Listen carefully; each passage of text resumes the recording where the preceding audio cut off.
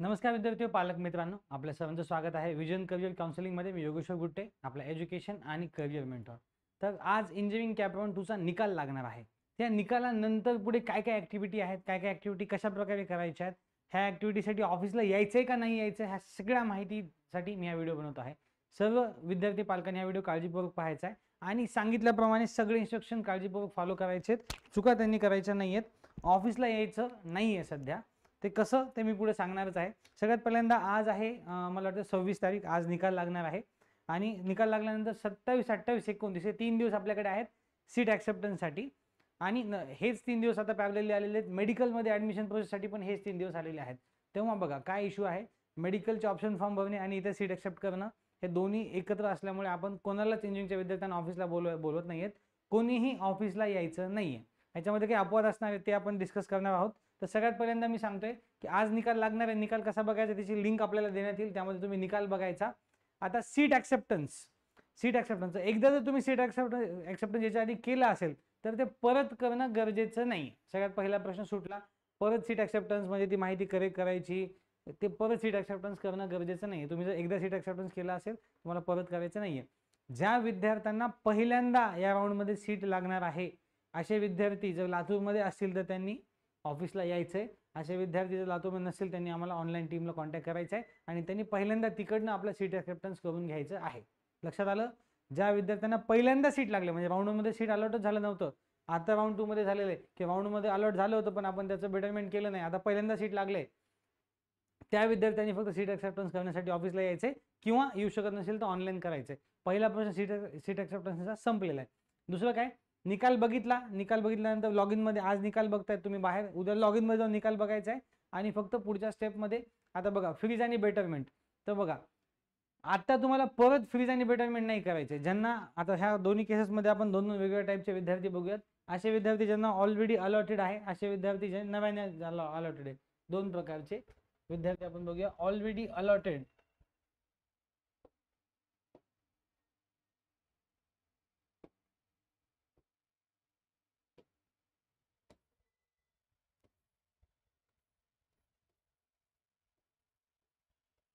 Already allotted आणि newly allotted.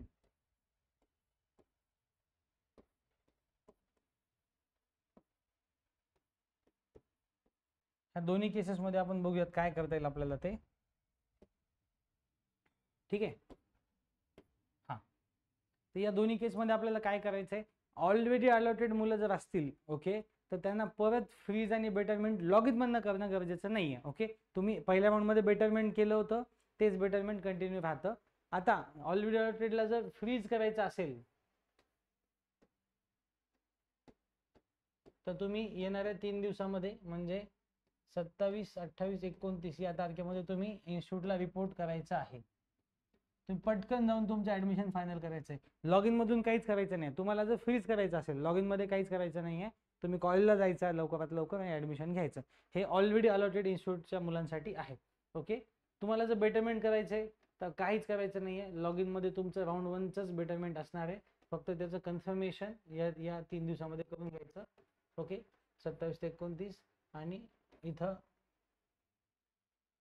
No report म्हणजे तुम्हाला जायचं नाही आहे कॉलेजला. तुम्हाला फक्त लॉग इनमध्ये, तुम्हाला जर थर्ड राऊंडला जायचं असेल, परत बेटरमेंट जर तुम्हाला करायचं असेल तर तुम्हाला अलॉटेड मुलांनी काहीच नाही, लॉग इनमध्ये जायचं आहे, फक्त निकाल बघायचा आहे.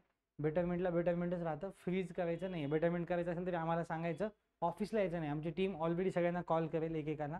त्यांनी तुम्ही सांगायचं की मला थर्ड राऊंडला जायचं आहे का मला फ्रीज करायचं आहे.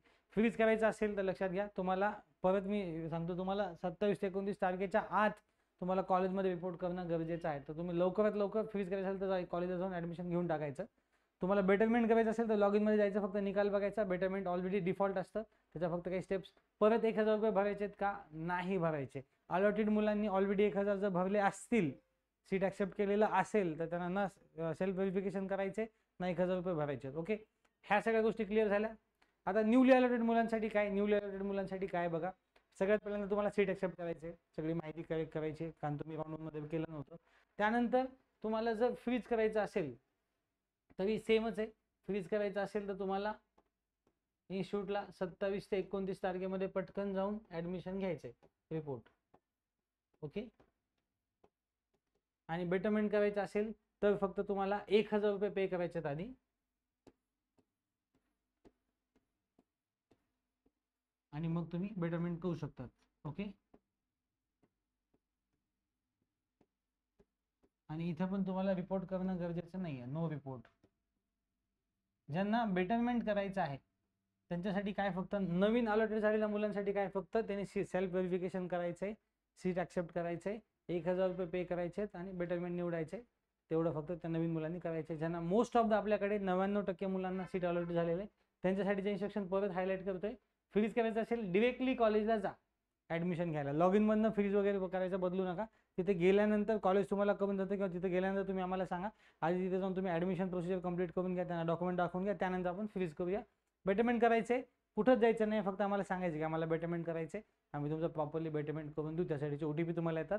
OTP टाकताना ते मेसेज वाचताना व्यवस्थित काळजी घ्यायची आहे आणि बेटरमेंट करायचं आहे. आता अजून एक महत्त्वाचा मुद्दा, जे विद्यार्थ्यांना JEE मधून एखादा सीट लागलेलं आहे, त्यांनी सहज CETचा फॉर्म भरला होता, त्यांना जर आता EWS किंवा TFWS मधून सीट लागलेलं असेल, अशा विद्यार्थ्यांना विनंती आहे की त्यांनी त्यांचं सीट आता पुढे जॉईन करायचं नाही आहे किंवा त्यांनी तिथलं सीट कॅन्सल करायचं आहे. TFWS आणि EWS seat over and above असल्यामुळे त्या सीट जर आपण घेतल्या आणि त्या सीट जर घेऊन आपण कॅप 3ला गेलो, कॅप 3ला पण आपण जॉईन नाही केलं तर त्या सीट कोणालाच मिळत नाहीत. तेव्हा सर्व विद्यार्थ्यांना विनंती आहे, ज्यांनी IIT NIT मध्ये ऍडमिशन घेतलेलं आहे, त्यांनी जर इकडचा फॉर्म भरला असेल, महाराष्ट्राचा फॉर्म जर तुम्ही भरला असेल, तर तुम्ही काय करायचंय, तुम्ही जर चुकून EWS सीट घेतलेला असेल तर तुम्ही ते ऍक्सेप्टच करायचं नाहीये. ऍक्सेप्ट ऑलरेडी केलं असेल राऊंड 1 मध्ये तर तुम्ही कॅन्सल करायचंय. कॅन्डिडेट लॉगिन मध्ये ते आहे. असं कोणाला करायचं असेल ते आम्हाला कॉन्टॅक्ट करू शकतात. ओके. परत सगळं समजलेले मुलांना बघा, न्यूली अलॉटेड मुलांनी फक्त काय करायचे, ऑफिसला येऊ शकतात. ते 8 ते 10च मुलं आपल्याकडे आहेत, त्यांनी ऑफिसला यायचे, सीट ऍक्सेप्ट करायचे, 1000 पे करायचे, बेटरमेंट निवडायचे का फ्रीज निवडायचे. फ्रीज निवडायचं असेल तर लवकर येऊन तुम्हाला पटकन कॉलेजला 27-29 तारखेमध्ये जायचे. जुन्या मुलांनी काय करायचे, फ्रीज करायचं असेल डायरेक्टली कॉलेजला जायचे, ऑफिसला यायची गरज नाही. तुमचं जे निकाल लागलेला आहे तो निकालाचे प्रिंट घेऊन तुम्ही डायरेक्ट कॉलेजला जायचं. बेटरमेंट करायचं असेल तरी ऑफिसला यायचं नाही, आम्हाला फक्त सांगायचं की आम्हाला बेटरमेंट करायचं, आम्ही लॉग इन मधनं तुमचं बेटरमेंट करून देऊ, ऑन कॉल तुमचं बेटरमेंट करून देऊ. 27-28-29 तारखेला ऑफिसला तुम्ही येणं अवॉइड करायचं आहे. ज्या फक्त न्यूली अलॉटेड मुलांनी, न्यूली अलॉटेड ज्यांना पहिल्यांदा कॉलेज भेटले, राऊंड 1 मध्ये भेटलंच नव्हतं, अशा मुलांनी ऑफिसला यायचं आहे. ऑफिसला त्यांनी पहिल्या दिवशी येऊन आपलं सीट ऍक्सेप्टन्स वगैरे करून जायचं आहे.